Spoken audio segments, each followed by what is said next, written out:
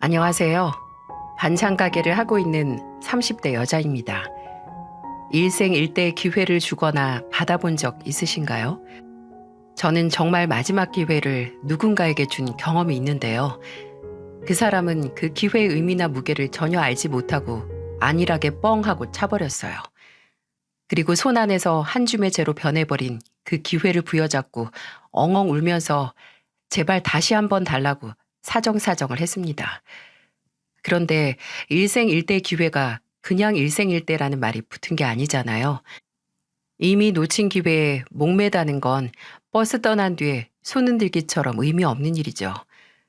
저와 같은 채널의 애청자분들과 이 경험을 공유하고 싶어서 사연을 보내게 됐습니다. 인생은 3세판, 3 스트라이크 아웃이라는 말 많이 들어보셨죠? 저는 늘 모든 기회는 총 3번 온다고 생각을 했어요. 왜 사람마다 저마다의 징크스, 꼭 지키는 원칙 같은 게 있잖아요. 물건 색깔 맞추기라든지 횡단보도나 보도블록을 걸을 때 선을 밟지 않는 것 같은 거요. 저는 꼭 3번은 아니더라도 최대한 3번 안에는 내 마음을 정하고 결정을 내려야 한다고 믿었습니다. 소방관으로 오래 일했던 아버지께서는 정말 목숨을 걸고 위험한 현장에 뛰어드는 일을 하셨기에 아버지만의 징크스 같은 게 있으셨거든요. 화마에서 아버지를 지켜주는 어머니의 손수건이라든지 제가 초등학교 공작 시간에 만들어드린 열쇠고리를 꼭 자동차 백미러에 걸어놓곤 하셨어요. 그런 행운의 아이템 같은 걸 보면 조금 마음이 편하다고 하셨죠. 아마 제게 3세판의 징크스를 갖게 된 것도 이런 아버지의 영향을 받아서일 겁니다. 어머니는 늘 미신을 믿는 부녀라고 혀를 끌끌 차셨지만은요. 초등학교 때 문방구에서 뽑기를 뽑을 때도 꼭 3번은 동전을 넣고 돌려받고 대학교 원서 넣을 때도 3일 밤낮을 고민해서 상향 지원을 했고 취업을 준비하던 회사도 2번의 낙방, 3번의 기회에서 턱하고 붙었습니다. 제게는 늘 이런 저만의 3세판의 법칙이 있었어요. 근데 이런 3세판의 법칙도 늘 맞는 건 아니더라고요. 제가 고등학교 1학년을 마칠 때쯤 어머니께서 암 판정을 받으셨어요. 병원에서는 길게 보자 꾸준히 항암 치료를 받으면 희망이 있다는 말을 했었습니다. 그건 저와 아버지에게 있어서 정말 한 줄기 희망과 같은 말이었죠.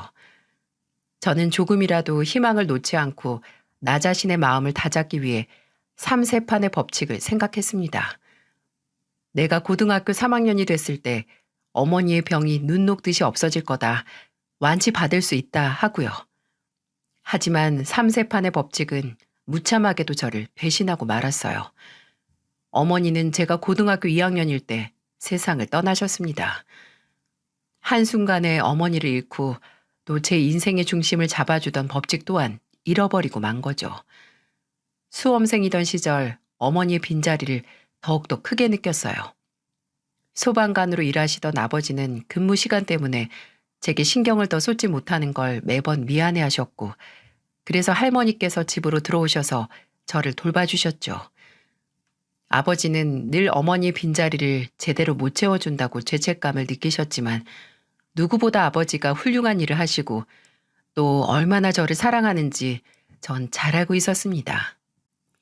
아버지와 할머니의 사랑으로 무사히 수험생 시절을 마쳤고 상향 지원을 했던 대학에도 붙을 수 있었어요. 별다른 문제 없이 취업을 해서 한동안 정신없이 살았습니다.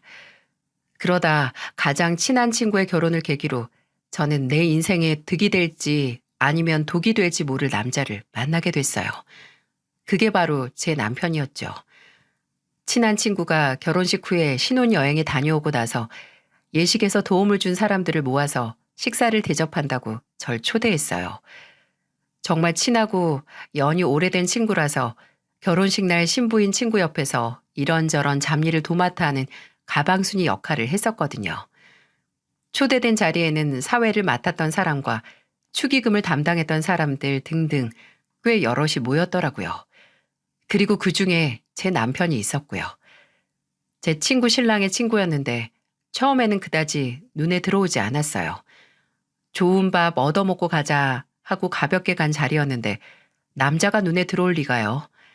근데 바로 옆에 앉았던 남편은 시간이 갈수록 신경 쓰이는 사람이었어요. 제가 자리에 앉을 때 의자를 밀어주기도 하고 또 앞에 음식이 비워져 있으면 다른 음식들을 밀어주기도 하고 제 컵에 물이 없으면 아무 말 없이 채워주고 또 제가 젓가락을 떨어뜨렸을 때는 먼저 주워주고 새 젓가락을 세팅해주기도 했었어요. 굉장히 조용한 배려와 매너였죠. 처음에는 그냥 와, 센스가 좋네. 웬만한 눈썹이 없으면 못할 매너다. 되게 친절한 사람이다. 라고 생각을 했어요. 근데 식사 자리가 파할 때 제게 넌지시 연락처를 물어보더라고요. 그냥 단순한 친절이 아니라 다 생각이 있었던 친절이었던 거죠.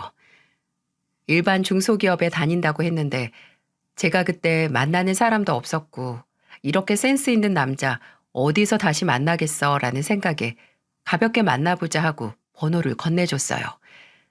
그 후 남편과 3번 정도 만남을 가졌습니다. 딱 3번째 만났을 때 아, 이 남자구나 싶었어요. 어쩌다 보니 2번째 만남에서 남편의 아버지가 암 투병 중이라는 말을 들었고 저는 예전에 제가 겪었던 아픔이 그대로 기억이 나서 진심을 다해 남편을 위로해 줬어요. 투병 중인 가족을 돌본다는 게 어떤지 너무 잘 아니까요. 나는 어머니 돌아가시고 한동안 아버지도 일 나가지 말라고 막 바짓가랑이 잡고 늘어졌어요.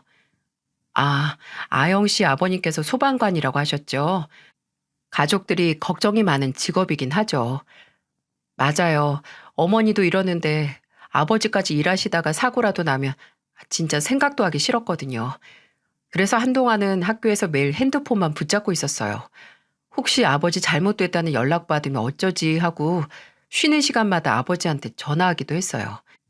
그래서 아직도 주변 사람들이 갑자기 연락이 뚝 끊기는 걸 무서워해요. 혹시 무슨 일이 생겼나 하고요. 그 마음 이해해요. 어렸을 때였으면 더 불안했겠죠. 아영 씨 진짜 마음고생 많이 했겠다. 아영 씨 불안 없애주려면 매일매일 괜찮은지 내가 보고해야겠다. 나 그런 거 잘해요. 매 시간마다 뭐 하는지 보고하는 거.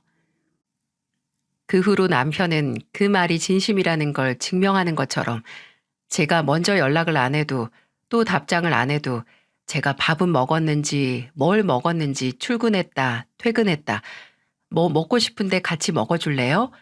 이렇게 하루에 수십 통의 문자를 남겼습니다. 3번째 만남에서 제가 문자에 답장을 못했다, 미안하다라고 말하자 활짝 웃으면서 답장할 필요 없다. 다 내가 좋아서 보내는 거고 아영 씨가 조금이라도 불안하지 말라고 보내는 거라고 하는 겁니다. 그 밝은 목소리에 이런 사람이라면 정말 계속 만나도 되겠다 싶었어요. 진짜 사람이 한순간에 꽂히는 건 뭐 대단한 게 아니라 소소한 발견 때문인가 봐요. 솔직히 처음에 연애를 시작했을 때는 결혼까지 생각도 하지 않았어요. 사람 좋아서 만난다고 하지만 그 사람을 제외한 조건을 생각 안 할 순 없잖아요. 남편의 본가는 형편이 넉넉지 않았거든요. 남편의 아버지는 아까 얘기했던 대로 꽤 오래 암투병 중이셨고 작게 백반집을 운영하고 있는 어머니가 실질적인 가장이었죠.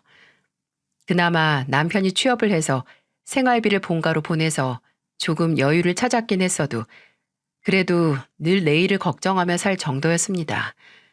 남편은 여동생도 있었는데 들어보니 딱히 경제활동을 하는 것처럼 보이진 않았어요. 스튜어디스 승무원 준비를 몇 년째 하고 있다고 들었거든요. 하지만 그런 모든 배경을 한순간 잊을 정도로 남편이 좋았어요. 좀 미련하죠? 하지만 사람 마음이 마음대로 되는 게 아니잖아요. 그리고 제가 눈이 멀 정도로 남편이 좋은 사람이고 제게 잘하기도 했었고요. 남편과의 연애가 길어질수록 저희 사이는 돈독해지고 깊어졌지만 동시에 제 고민도 깊어졌어요. 과연 결혼을 해도 될지 말지 말이죠. 그때 아버지께 고민을 털어놨습니다. 서로가 서로의 유일한 가족이었던 저희 부녀는 정말 속에 있는 이야기를 털어놓은 정도로 가까웠거든요. 지금 사귀고 있는 남자와 결혼을 해도 될지 모르겠다. 분명 사랑하고 함께하고 싶은 건 맞는데 그 사람의 조건을 보면 내가 나중에 분명히 고생할 것 같다고 현실적인 고민을 털어놨죠. 아버지는 하나뿐인 딸이 현실의 벽에 부딪혀서 마음고생하는 걸 안쓰럽게 생각하셨나 봐요. 처음에는 아무 말 없이 들어주시다가 이내 결정을 내리셨다는 듯 말씀하셨습니다. 아영아, 한 번 사는 인생 정말 사랑하는 사람하고 사는 게 맞아. 네 말대로 경제력이 물론 중요하긴 하지만 아빠는 우리 딸이 돈 때문에 마음 가는 사람을 포기 안 했으면 좋겠다. 아버지도 전부터 남편은 몇 번 만나셨었거든요. 진지한 자리는 아니었고 그냥 아버지와 남편과 함께 저녁이나 같이 하는 자리였는데 그때 남편을 좋게 보기도 하셨어요. 그리고 아버지께서는 제게 몇 년 전 돌아가신 어머니 앞으로 나온 보험금 얘기를 꺼내셨어요. 그래도 같이 사는 집 문제가 해결되면 살기 더 수월할 거라고. 이 돈하고 대출 조금 껴서 네 명의로 집 먼저 하자고 하셨어요. 거기서 신혼집을 시작하라고 말이죠. 아버지는 본인이 늙고 은퇴했어도 제게 비빌 언덕이 되고 싶어 하셨습니다. 아버지 아직 숨부터 있을 때까지는 모든 도움을 받으라고 하셨고요. 자식이 심적으로 일찍 독립하는 것만큼 쓸쓸한 게 없다고 하셨고요. 아버지의 도움 덕분에 제 마음은 조금이라도 가벼워졌어요. 저는 그때 경제 상황 때문에 제게 결혼하자 말도 못 꺼내던 남편에게 먼저 결혼하자고 했죠. 가진 것 없는 상태에서 덜컥 제가 내민 손을 잡지 못하는 남편에게 제가 말했죠. 이거 2번 다시 안 올 기회야. 지금 잡아. 아버지가 도와준 집에서 차근차근 시작하자. 어? 누가 집을 해오고 누가 돈을 더 보태는 게 뭐가 중요해. 당장 우리 사이에 가장 고민이었던 부분이 해결됐는데 나랑 결혼할 마음 없었어? 있으면 지금이야. 나 다시 안 물어볼 거니까. 남편은 제가 먼저 용기를 냈다는데 부끄러워하기도 했고 정말 고마워하기도 했어요. 신혼집을 제 명의로 하라는 아버지의 조건도 감지덕지했죠. 저와 결혼은 하고 싶었지만 모아둔 돈도 집도 없어서 주저했던 사람이 제가 그걸 해결해 주니까 평생 제게 잘하겠고 제가 정말 본인에게 과분한 사람이라고 저 만나는데 평생 쓸 운을 다 쓴 것 같다는 실없는 소리도 했었네요. 하지만 남편의 단점 아닌 단점은 부족한 경제 상황뿐만이 아니었어요. 바로 뻔뻔한 게 똑 닮은 모녀인 시어머니와 시누이가 있었기 때문이었죠. 처음에 시댁으로 인사를 드리러 갔을 때는 별로 문제를 느끼지 못했습니다. 시어머니께서도 평범하게 좋은 분이셨고 시아버지도 몸이 좀 안 좋긴 하셨지만 웃음도 많고 인자한 분이셨어요. 그런데 상견례 날 시누이가 나타나면서 시어머니의 안 좋은 모습이 보이더라고요. 마치 시누이가 시어머니의 단점을 끌어올리는 느낌이랄까요? 둘이 있을 때 나쁜 시너지가 생기는 기이한 모습이었죠. 이제 장남 결혼시켰으니까 둘째 보낼 일만 남았네요. 사돈어른, 애 하나만 낳길 정말 잘하셨어요. 학교 보내고 취업시키고 나니까 이제 결혼해서 완전히 독립시키기까지 30년, 40년 걸립디다. 그냥 무자식이 상팔자예요. 엄마 말하는 것 좀 봐. 엄마가 우리 걱정을 뭐 얼마나 한다고. 다 알아서 했지. 나도 오빠도. 아유, 나 없었으면 너흰 세상에 태어나지도 못했어. 말은 똑바로 해라. 너희 학교 가고 회사 다니는 거? 내 덕분 아닌 거 뭐 있니? 맞는 말입니다, 사부인. 그래도 애들이 다 똘똘하고 착해서 제 목 캐내면서 사는 것도 있죠. 아유, 사돈어른이 몰라서 하는 소리예요. 태원이는 지가 알아서 잘 컸어도 여기 철부지는 지 오빠처럼 앞가림 하나 할 줄 몰라요. 지영이 얘가 그 뭐냐 스튜어디스인지 뭔지 한다고 날린 시간이랑 돈이 아유 말하면 다 뭐하나요? 속만 답답하죠. 내가 저 인간 병원비 꼬박 내는 것도 등이 휘어지는데 전년 학원 보내고 생활비 주는 것 때문에 돌겠다니까요. 어머니 제가 취업하고 나서 계속 도와드리잖아요. 좋은 날 뭐하러 그런 소리를 하세요. 그래 엄마 신세 한탄 좀 그만해. 그리고 나 걱정하지 말라니까. 오빠가 돈 빌려줘서 땡땡 가입했어요. 아가씨, 결혼정보회사에 가입했어요? 네, 이제 곧 있으면 20대 후반인데 빨리 사람 만나야죠. 그렇다고 주변에 고만고만한 사람 잡아서 결혼할 수도 없고 조건 다 따박따박 따져서 하는 게 여러모로 실속이 있잖아요. 아, 사돈처녀는 아직 젊은데도 주관이 아주 확고하네. 그래야 손해 안 보고 살죠. 로맨스니 사랑이니 챙기는 것보다는 그냥 나중에 고생 안 하게 배경 따지는 게 여러모로 좋을 것 같아서 그냥 빨리 가입했어요. 근데 제 나이도 이미 늦었대요. 요즘 대학 졸업하면 바로 가입하는 여자들 많다고요. 그래, 빨리 가버려라, 가버려. 엄마 속 좀 편하게. 제가 알기로는 결혼정보회사에 가입하는 비용이 꽤 비싼 걸로 알고 있거든요. 근데 그걸 남편에게 빌렸다고 자랑스럽게 말하는 것도 언짢았는데 상견례 자리에서 그렇게 자식 험담하고 신세 한탄하는 시어머니의 모습도 불편했습니다. 근데 시누이가 말하는 걸 보니 또 시어머니가 왜 그렇게 속을 태우는지 이해는 갔네요. 하지만 상황이나 장소 가리지 않고 본인 힘든 얘기하는 게 좋은 건 아니잖아요. 이건 결혼 후에도 바뀌지 않았어요. 시어머니는 마치 제가 감정 쓰레기통이 된 것 마냥 취급을 하셨습니다. 솔직히 이런 점만 없으면 나쁜 분은 아닌데 혼자서 나쁜 감정을 조금도 삭히지 못하고 무슨 일만 터지면 사소한 것, 큰 것 상관없이 제게 모두 털어놓으셨어요. 이야, 내가 못 산다, 못 살아. 글쎄, 그 지영이 가시네가 땡땡에는 변변 찾는 남자 하나 없다고 다른 결혼정보업체 또 가입했단다. 남자는 못 만나면서 돈은 또 2배로 나가게 생겼어. 지영이가 요즘 연락 안 하디? 인연이 나한테만 필요할 때 연락해서 돈 달라 뭐 달라 아주 사람을 못 살게 한다. 너나 태원이한테는 별다른 말 없었니? 너 이번에 지영이 가시나 회사 그만둔 거 들었니? 내가 웬일로 잘 다니나 했다. 반년도 못 채우고 그만둘 거 뭐하러 다녔다니? 안내데스크 일하면서 뭐가 그렇게 힘들다고 그만뒀대? 시어머니가 제게 와서 한탄하는 내용들의 90%는 모두 시누이의 얘기였어요. 반년도 안 다닌 회사를 그만뒀다던 시누이는 그 다음 명절에 시어머니를 뒷목 잡게 하는 모습으로 나타났죠.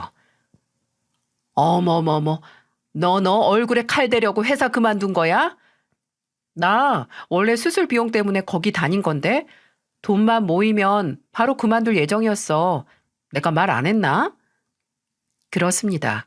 시누이는 5개월 남짓 다닌 회사에서 수술할 돈만 딱 벌고 그만둔 후에 바로 성형수술을 받은 겁니다. 원래 예쁜 얼굴이 뭐 그렇게 마음에 안 들었다고 눈에는 커다란 선글라스를 끼고 얼굴에 칭칭 붕대를 한 모습으로 시댁에 나타난 거예요. 어머니는 침을 삼키면서 가슴팍을 퍽퍽 때리셨고 남편도 시누이 얼굴을 보면서 고개만 절레절레 절 뿐이었어요. 저는 또 시어머니가 제 옆에 와서 시누이의 험담을 늘어놓을까봐 무서워서 자진해서 주방으로 들어갔어요.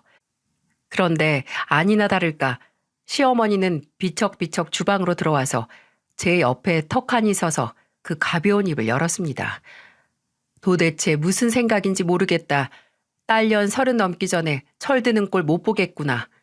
허구헌나 월세 낼 돈 없다고 하더니 지 얼굴 고치는데 다 쓴다, 못 산다, 못 살아 등등. 시어머니가 저를 감정 쓰레기통으로 여기는 건 제가 첫째를 임신했을 때도 멈추지 않았어요. 하마터면 태교를 시어머니의 신세 한탄으로 할 뻔했네요.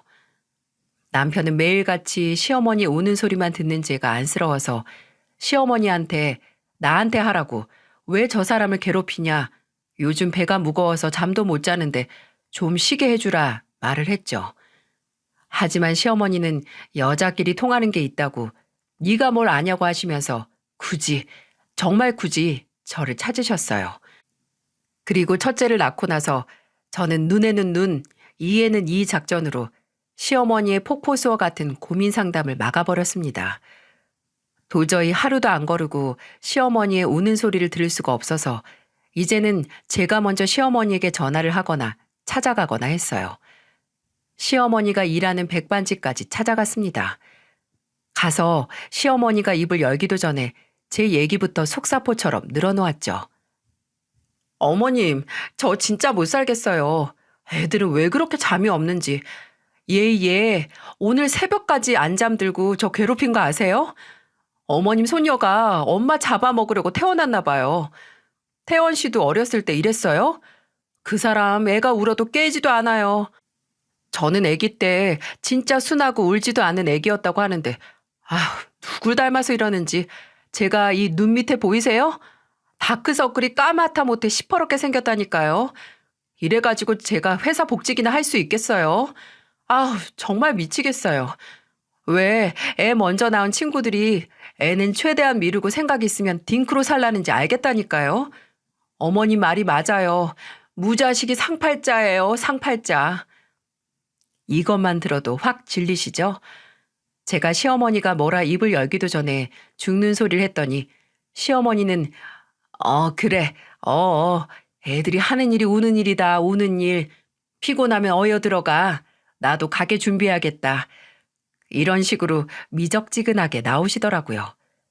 본인 죽는 소리는 남한테 털어놓고 위로받고 싶으면서 남의 고민은 듣기 싫은 거죠.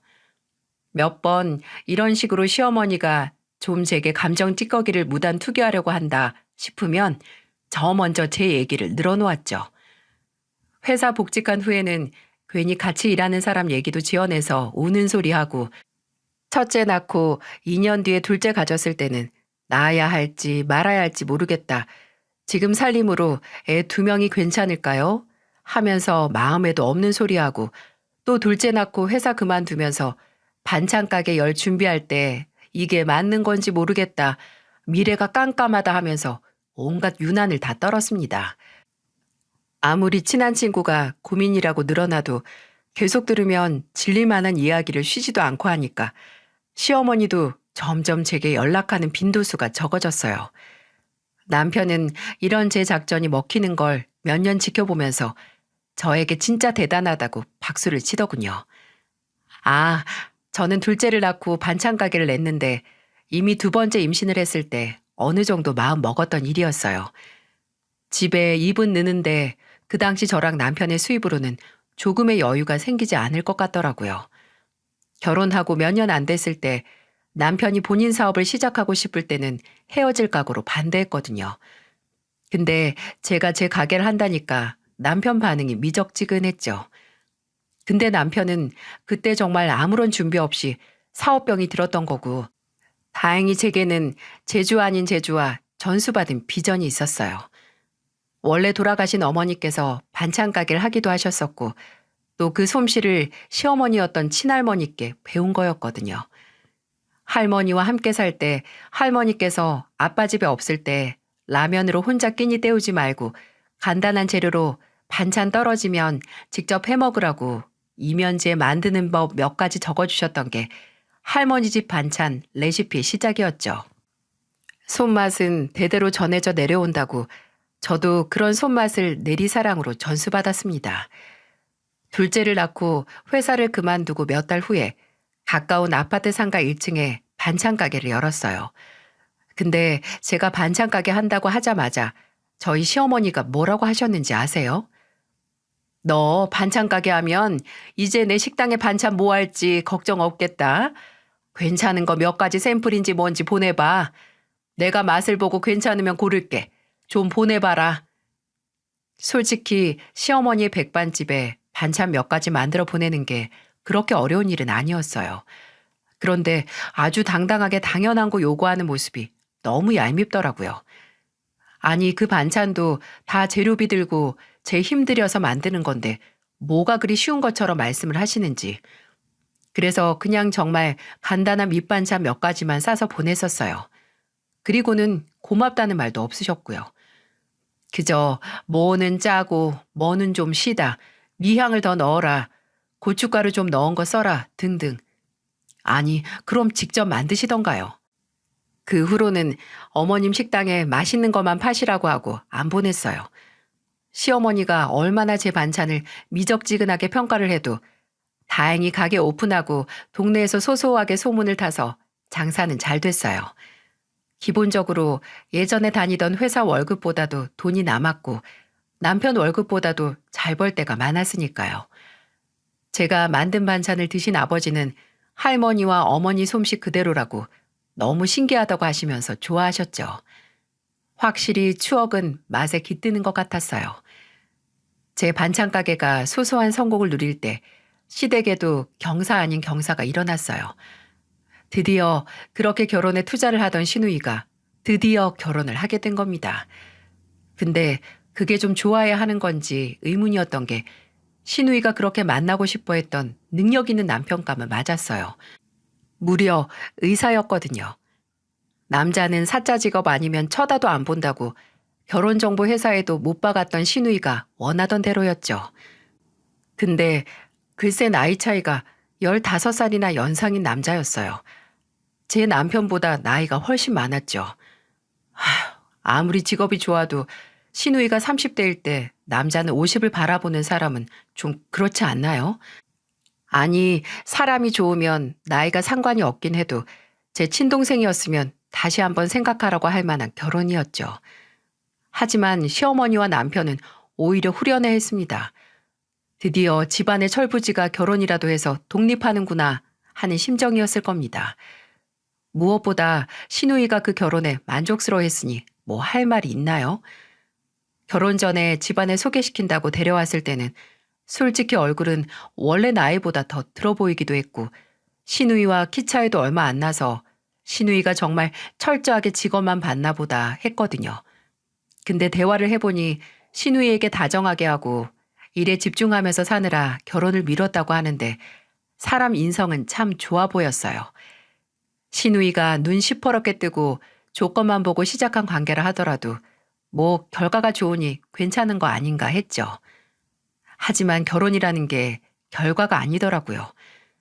시누이의 결혼 계획의 결과는 그로부터 3년 뒤 이혼이라는 결과를 내게 됐습니다. 이게 어떻게 된 거냐면요. 시누이가 결혼하고 한 2년이 조금 지났을 때 시아버지께서 오랜 투병 생활 끝에 돌아가시게 됐습니다. 시댁은 한바탕 초상을 치르고 집안 분위기는 무겁기만 했죠. 근데 그걸 기점으로 시누이가 우울증 비슷한 게 왔었어요.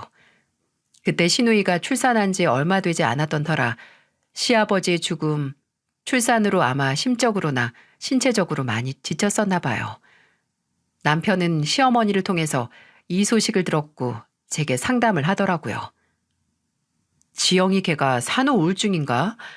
요새 어머니 전화도 아예 안 받고 전화도 아예 꺼두고 집에 가도 문도 안 열어준대. 당신은 둘째 낳았을 때도 튼튼하고 괜찮았던 것 같은데. 아이고, 모르는 소리 하네. 당신 기억 안 나?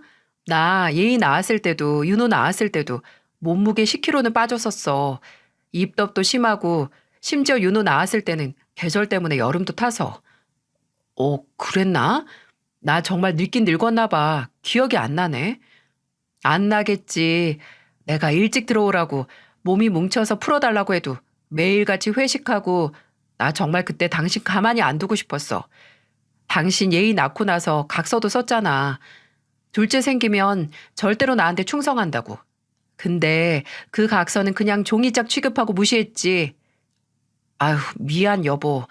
나 근데 그때는 정말 회식이 아니라 회사 일이 바빠서 그랬던 거잖아. 아무튼 어머니가 지영이한테 자주 연락하고 좀 들여다보라고 하신다. 애가 진짜 위험해 보인다고. 아휴, 진짜 우울증 심하면 병원 상담 받아보라고 해야지 뭐. 원하던 결혼하고 아무런 걱정 없이 사는 것 같더니만 이게 다 무슨 일인지. 그래도 가족이라고 저도 걱정이 돼서 종종 시누이가 사는 주소로 평소 시누이가 좋아하는 반찬들 몇 개 싸서 보내고 문자도 남기고 했어요. 남편도 안 하던 전화를 먼저 하기도 했고요. 근데 그렇게 모든 가족들의 관심을 몇 달 받고 무시만 하다가 갑자기 안 하던 답장을 하더라고요. 자기는 정말 괜찮다고 그냥 애 태어나고 너무 바빠서 그랬다. 걱정 말라고 말이죠. 그래, 무소식이 희소식이니 너무 잘 사느라 누구한테 연락할 겨를도 없었나 보네 했어요. 하지만 그건 모두 태풍의 눈에 들어선 것과 같은 폭풍전의 고요였습니다. 아니 언제요? 누구랑? 걘 대체 생각이 있는 거예요? 없는 거예요? 미치겠네 진짜. 알겠어요. 내가 뭘 어떻게 해요. 당사자들끼리 합의를 해야지. 내가 무슨 말을 한들 뭐가 바뀌겠어요. 일단 알겠어요. 네, 네. 몇 달 후에 퇴근한 남편이 누군가와 아주 심각하게 전화 통화를 하는 것 같더라고요. 말투를 들어보니까 시어머니 같았는데 남편의 표정이나 얼빠진 얼굴을 보아하니 보통 일이 일어난 게 아닌 것처럼 보였죠.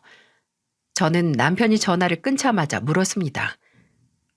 뭐야, 무슨 일인데? 어머님이야? 아, 내가 진짜 미치겠다. 지영이 걔 이혼당하게 생겼어.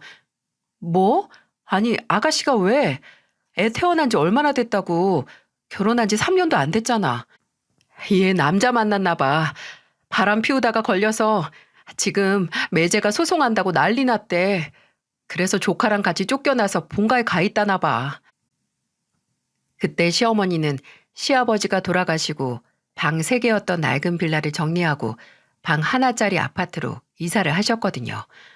근데 그 집에 애를 데리고 온 시누이와 함께 있다니 상상만 해도 숨이 막힐 지경이었어요. 그렇게 목매사한 결혼인데 어쩌자고 바람을 피운 건지. 심지어 자식을 낳고 나서 말입니다. 그나마 결혼하고 애 엄마 된 다음에 조금이라도 정신 차리고 사는 것 같더니만 전혀 그게 아니었던 거예요. 남편은 어떻게 할지 막막하다고 시댁에 들리라고 하는 어머니의 부름에 저와 함께 시댁으로 향했습니다. 근데 그건 모두 속셈이 있는 시어머니의 파리지옥으로 가는 시작이었던 걸 전혀 눈치채지 못했던 거죠. 도착한 시댁에서 시누이는 저희가 오기 전까지도 울고 있었는지 눈이 팅팅 부어서 있더라고요. 그 사람이 나한테 사람 붙였어. 시누이는 한껏 억울한 것 같은 목소리로 말하며 저와 남편에게 본인의 핸드폰을 내밀었어요. 거기엔 발신인이 시누이의 남편으로 되어 있는 메신저가 떠 있었고 몇 장의 사진과 함께 이혼하자, 바람난 여자랑은 못 산다. 너 사치 부리고 허영 심한 거는 그나마 눈 감아줄 수 있는데 그렇게 흥청망청 내 돈 쓰면서 다른 남자 만나고 다니는 건 짐승도 안 할 짓이다. 이런 내용이 있었어요. 그리고 함께 보낸 사진에는 시누이가 어떤 젊은 남자와 함께 팔짱 끼고 있는 사진과 함께 차에 타서 얼굴을 어루만지는 사진, 또 손잡고 숙박업소에서 나오는 것 같은 사진 등등. 누가 봐도 불륜관계인 두 사람이 찍힌 모습이 있더라고요. 아니 내가 그 인간만큼 나이가 든 것도 아니고 아직 한창 때잖아. 한창 밖에서 사람 만나서 어울릴 수 있는데 결혼하고 애 낳았다고 집에만 있어야 돼? 네가 그냥 사람 만나서 어울렸어? 다른 남자랑 바람 피운 거잖아. 나도 답답해서 그랬어. 오빠가 뭘 한다고 그래. 매일같이 늙고 못생기고 배 나온 남자 얼굴 보면서 살아봐. 숨도 안 쉬어져. 그래서 그랬다. 나도 내 나이 또래에 키도 크고 사람답게 생긴 사람 만나서 좀 풋풋한 연애 하고 싶었다고. 풋풋은 얼어주고. 너 나이가 몇이야? 너는 불륜에 풋풋하다는 말이 어울린다고 생각하냐? 그리고 누가 너한테 그 늙은 남자랑 결혼하라고 했어? 다 네 생각이었고 네 선택이잖아. 이제 와서 후회하며 뭐해? 차라리 못 살겠으면 이혼하고 나서 누굴 만나든지. 아이고 시끄러워. 내가 서로 소리 지르라고 너네 부른 줄 알아? 아휴, 어차피 구서방 마음 못 돌려. 너 이미 소장도 다 받았고 애도 너한테 키우라고 했다며. 내가 바람 한번 피웠다고 진석이도 본인의 아닐 것 같다고 양육비라도 받고 싶으면 친자검사 해오래. 내가 애를 어떻게 혼자 키워. 아가씨, 일단 어머님이랑 지내면서 빨리 일자리라도 알아봐요. 돈벌이라도 있어야 뭐든 하니까요. 얘가 나하고 이 좁아 터진 집에서 어떻게 지내니? 낡은 빌라 실어서 조금이라도 깔끔한 아파트 평수 좁아도 이사 왔더니 다 큰 딸년이랑 손자 데리고 살라고? 아휴, 차라리 날 죽여라 죽여. 엄마, 나 위자료도 못 받고 쫓겨날 판국이야. 나라고 뭐 엄마랑 같이 살고 싶겠어? 어머니가 조금 불편하시더라도 조금 참으셔야죠. 지영이 얘가 당장 애 데리고 어디서 살아요? 얘 태원아, 너희 방 3개잖아. 갑자기 눈을 반짝반짝하면서 하는 시어머니의 말에 저는 등에 소름이 바짝 돋았습니다. 아니, 불똥이 이런 식으로 튀다뇨. 제 얼굴색이 새파랗게 질리는 건 보이지도 않는지 시어머니는 계속 말을 하셨습니다. 예이랑 윤호 나이도 아직 어리니까 작은 방 하나 같이 써도 되고 너랑 아영이랑 어차피 각방 안 쓰니까 나머지 방 지영이 쓰라고 주면 안 되겠니? 길게도 아니고 딱 1년. 아니 지영이가 작은 월세방 하나 마련할 수 있을 때까지 내가 우리 지영이 식당에서라도 일하게 할 테니까. 아니 아무리 상황이 상황이라도 그건 어렵죠. 저희도 애가 둘인데 예이 초등학교 들어가서 방도 따로 필요해요. 초등학생이나 유치원생이나 다를 거 없어. 같은 방 써도 발육에 아무런 문제 없고 태연이랑 지영이도 같은 방 썼다. 너네 지금 쓰는 안방 화장실 붙어 있는 거 지영이 내주면 안 되겠니? 아니 방을 주면 준 거지 왜 굳이 안방을 줘요? 넌 동생이 얹혀 살면서 불편하게 거실에 있는 화장실 쓰면 좋겠니? 저는 기함을 했습니다. 남편이 이 말도 안 되는 시어머니 요구를 완강하게 거절하지 않고 화장실 안 딸린 작은 방이라도 내어줄 것처럼 말을 했기 때문이었죠. 여보, 지금 뭐 하는 거야? 어머님, 저희는 그렇게 못해요. 지금 집도 그렇게 크지도 않고 남는 방이라고 할 것도 없고요. 예, 너 정말 너무 매정하다. 넌 지영이 얘가 불쌍하지도 않니? 저는 여기서 뚜껑이 열렸어요. 지금 누가 상식 이하의 부탁을 하고 있는데 그걸 거절한 저를 세상 나쁜 사람으로 몰고 있는 게 어이가 없더라고요. 시어머니 본인이 불리하니까 옆에서 입 꾹 다물고 눈만 도르르 굴리는 시누이도 짜증이 났고 이 미친 상황에서 완전히 제 편을 들지 않는 남편에게도 너무 화가 났습니다. 저는 두 눈을 한번 질끈 감았다가 뜨며 말했어요. 솔직히 지 팔자 지가 꼬았다고 밖에는 생각 안 해요. 남편이랑 자식 버리고 바람난 건 아가씨인데 왜 아가씨가 불쌍해요? 불쌍한 건 어린 진석이죠. 왜 없는 방 만들어서 못 내어준다는 저를 나쁜 사람으로 모는지 모르겠어요. 너 말 다 했니? 그래, 내 딸이 실수 한 번 했다. 근데 가족이 돼가지고 도움도 못 줘? 가족끼리 그 정도 불편은 감수할 줄도 알아야지. 줄 수 있는 도움이면 당연히 주죠. 근데 그건 말이 안 되잖아요. 아가씨를 누가 걷어가도 그건 어머니가 할 일이지 저희한테 떠맡기는 건 아니잖아요. 얘 말하는 거 봐라. 말 한 번 참 정 떨어지게 하는 건 여전하네. 너 정말 제정신이니? 막말로 내가 너한테 이렇게 뭐 부탁했을 때가 있었어? 내가 정말 방법이 없어서 부탁하는 거 아니니? 근데 이 시애미가 죽겠다는데 이거 하나 못 들어줘? 네가 평소에 뭐 얼마나 예쁜 며느리였다고 눈깔 그렇게 동그랗게 뜨고 말대답이야? 어머니도 그렇게 예쁜 시어머니 아니셨어요. 매번 전화만 하면 사람 진 다 빠지도록 신세 한탄만 하고 밤낮 없이 가족들 험담만 하는 거 들어주는 게 쉬운 일인 줄 아셨어요? 그리고 제가 반찬 가게 열고 가져가신 반찬이 지금까지 얼만데요. 그거 받아 팔고 저한테 선물 하나, 아니 고맙다는 말 한 번 하신 적 있으세요? 어머니도 떳떳한 거 하나 없어요. 저도 그동안 많이 참고 살았다고요. 이 싸가지 없는 게? 짝! 그리고 저는 태어나서 처음으로 누군가에게 뺨을 맞았습니다. 드라마에서 보던 것보다 더 충격적이고 기분 나쁘고 아프더군요. 얼마나 세게 맞았는지 입 안에서 알싸한 피맛도 느껴졌고요. 옆에서 꿀먹은 벙어리로 있던 남편은 놀라서 시어머니가 저를 더 때리려고 하는 걸 막았고 시누이도 놀라서 조카가 자고 있던 방으로 홀랑 들어가 버렸어요. 남편은 시어머니를 진정시키고 제게 와서 그러더군요. 여보, 일단 상황이 나아질 때까지 지영이 우리 집에 있게 하자. 저는 제가 시어머니에게 귀를 잘못 맞은 줄 알았어요. 이명이 들려서 잘못 들었나 싶었습니다. 뭐? 당신 제정신이야? 어떻게 아가씨를 데리고 살아? 상황 나아질 때까지만 1년도 아니고 딱 반년만. 안방 줄 필요도 없어. 제일 작은 방 주자. 아니 반년 만에 상황이 나아진다는 보장이 어딨어. 반년이 1년 되고 1년이 2년 되는 거야. 그럼 어떡해. 당신이 이 좁은 집에서 어머니랑 지영이랑 진석이랑 꾸역꾸역 살았으면 좋겠어? 그러니까 아가씨가 이혼하고 감당해야 할 게 왜 나랑 당신 책임이 되는 거냐고. 그리고 당신은 내가 지금 어머니한테 뺨을 맞았는데 괜찮냐고 묻지도 않고 바로 아가씨 데려가서 살자는 말만 해? 아, 당신이 말이 좀 심하긴 했어. 아무리 그래도 가족인데 그렇게 정 떨어지게 말을 해. 하늘이 노래지는 기분이었어요. 아무리 같이 살면서 종종 마찰이 있고 제 속을 답답하게 타들어가게 했어도 그래도 사람은 착하니까 날 사랑하니까 하고 나 자신을 다독였는데 그건 다 내가 나 자신을 속인 게 아닐까 하는 의문이 생겼습니다. 그래요.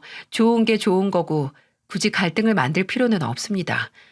하지만 나 자신을 속이면서까지 원하지 않는 선택을 할 필요도 없었죠. 저는 칼을 빼들기로 했습니다. 당신, 여기서 선택해. 여기서 어머니 부탁을 거절하든 아니면 나랑 이혼을 하든. 뭐? 이혼? 너 미쳤어? 어떻게 이혼 소리가 그렇게 쉽게 나와? 전연 말하는 꼬라지 좀 봐라. 이혼이 네 집 개 이름이냐? 선택해. 나는 아내 무시하고 갈아 넣으면서 본인 가족 챙기는 남자랑은 못 살아. 당신이 우선적으로 챙겨야 하는 건 나랑 우리 애들이야. 그리고 지금 신우이 끌고 들어가겠다는 그 집? 우리 아버지가 손도 안 대고 있던 어머니 보험금, 외동딸 조금이라도 편하게 사랑하는 사람이랑 살라고 주신 그 돈으로 산 집이야. 근데 그런 집에 내가 싫다는데 어거지로 당신 동생이랑 조카 데리고 가서 살자고? 그렇게 못해. 돌아가신 우리 어머니를 생각해서라도 나는 그 집에서 불행해지는 선택 안 할 거야. 그러니까 당신이 선택해. 당신이랑 살면서 정말 수백 번 기회 줬는데 이제 마지막 기회가 될 거야. 당신 어머니랑 동생인지 아니면 나랑 우리 애들인지. 남편은 침묵했습니다. 이미 침묵으로 모든 대답을 한 것 같았어요. 그런데 역시나 난 그렇게 못해. 당신 고집 때문에 우리 어머니랑 지영이 포기 못해. 아니, 이게 그렇게 화내고 이혼까지 할 일이야? 이혼이 장난이냐고. 당신 진짜 더럽게 예민해. 제발 일 좀 크게 만들지 마. 당신이 조금만 양보하면 될 일이야. 내가 왜 양보를 해? 당신 동생이 바람나서 신세 망친 건데 내가 대체 왜? 나는 당연하게 나한테 희생을 바라는 당신이랑 당신 어머니랑 한 가족으로 못 살겠어. 그래, 당신 변한 건 없어. 늘 중요한 선택은 다 나한테 미루고 가정적인 척 하긴 해도 실제로 하는 건 아무것도 없었잖아. 나랑 시댁 사이에서 노선 정리 제대로 했던 적도 없었고. 그래도 나 다 참았어. 당신도 곤란하다는 거 알았으니까. 근데 이렇게 중요할 때도 당신은 그 기회를 날려버리는구나. 당신 선택 잘 알았으니까 이제 그만하자. 나는 한 번 준 기회 멍청하게 날리는 남자 2번 다시 쳐다보고 싶지도 않아. 그 어떤 여자도 당신같이 눈앞에 제대로 된 선택 구분 못하는 남자랑 살 수 없을 거야. 저는 그렇게 말하고는 시댁을 나왔습니다. 남편은 떠나는 절 계속 불렀지만 한 번도 뒤돌아보지 않았어요. 오히려 저를 부르는 남편의 목소리가 지긋지긋할 뿐이었죠. 집으로 오는 길 내내 어떤 생각을 했는지 모르겠어요. 지금 바로 친정으로 가서 아버지 얼굴 한번 보고 올까 하다가 집에 있는 아이들 생각해서 그냥 바로 집으로 왔죠. 정말 뻔뻔한 게 남편은 저보다 늦게 집으로 와서 아무 일 없었다는 듯 제게 말을 걸더라고요. 여보, 밥은 먹었어? 아직도 삐졌어? 하고 말을 거는데 와, 제정신인가요? 삐지다니. 어떻게 그때 제 상태를 삐졌다라고 정의를 내릴 수 있는 거죠? 그 인간한테 저라는 인간은 크게 분노조차 내지 못하는 고작해야 삐지게 하는 사람이었던 거죠. 지체하고 싶지도 않았어요. 그렇게 주말 내내 남편과는 대화도 하지 않았습니다. 전화로 변호사 사무실에 예약을 하고 월요일이 돼서 남편이 출근을 하자마자 용달을 불렀어요. 남편 짐을 싹 빼서 시댁으로 보내버렸습니다. 현관 비밀번호도 바꾸고 바로 예약한 변호사 사무실로 가서 이혼 소송 상담을 했습니다. 저는 다 필요 없으니 집과 애들만 지킬 수 있으면 됐어요.